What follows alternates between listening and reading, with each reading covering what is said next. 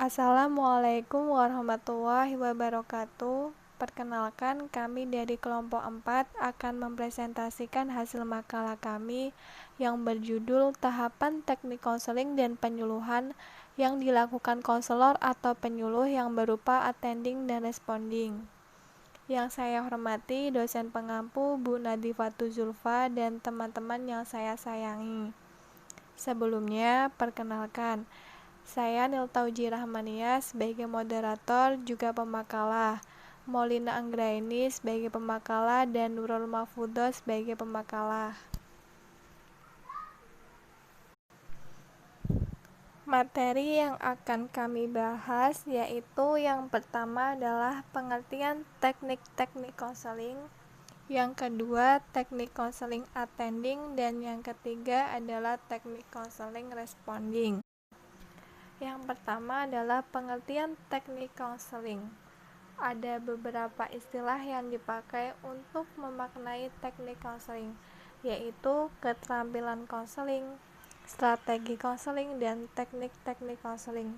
Semua istilah tersebut mengandung pengertian, yakni cara yang digunakan oleh seorang konselor dalam hubungan konseling untuk membantu klien agar berkembang potensinya, serta mampu mengatasi masalah yang dihadapi dengan mempertimbangkan kondisi-kondisi lingkungan, yakni nilai-nilai sosial, budaya, dan agama. Yang kedua, teknik konseling attending. Apa sih itu teknik attending? Attending adalah keterampilan atau teknik yang digunakan konselor untuk memusatkan perhatian kepada klien agar klien merasa dihargai dan terbina suasana yang kondusif, sehingga klien bebas mengekspresikan atau mengungkapkan tentang apa saja yang ada dalam pikiran, perasaan, ataupun tingkah lakunya. Selanjutnya, attending disebut juga sebagai perilaku menghampiri klien yang mencakup komponen kontak mata, bahasa, dan bahasa lisan. Berikut akan dikemukakan penampilan attending yang baik. Yang pertama, kepala, melakukan anggukan jika setuju. Yang kedua, ekspresi wajah, tenang, ceria, senyum. Yang ketiga, posisi tubuh, agak condong ke arah klien. Cara konselor klien agak dekat, duduk akrab, berhadapan atau berdampingan. Yang ketiga, tangan.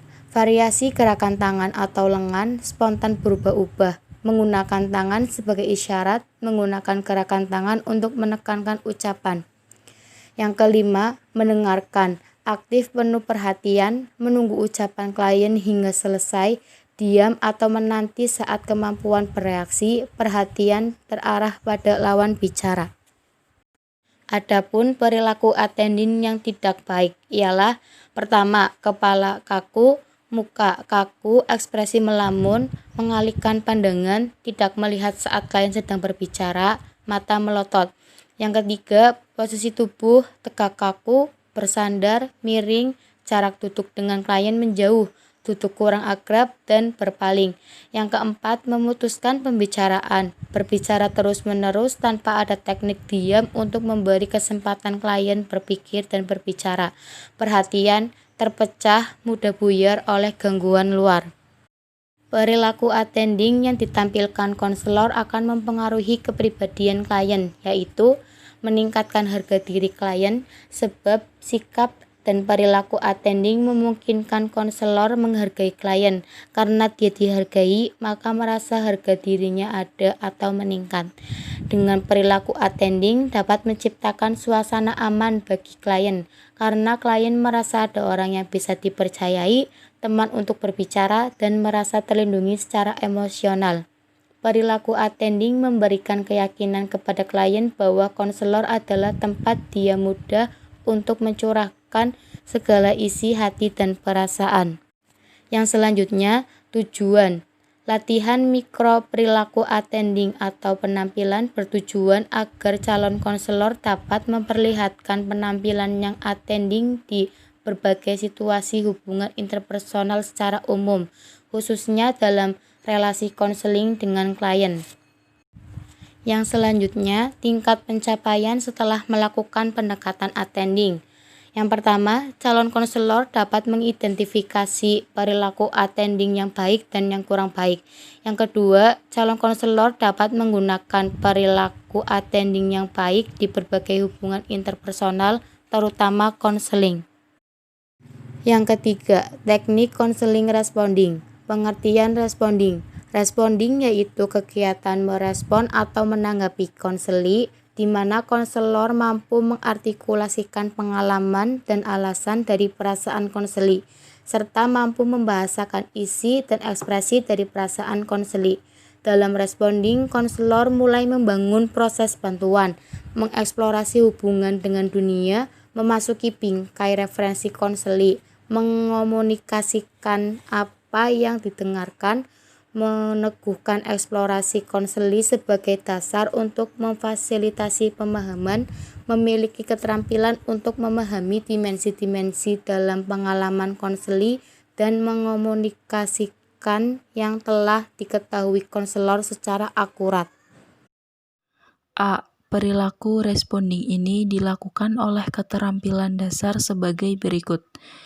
Yang pertama, mengajak terbuka untuk berbicara.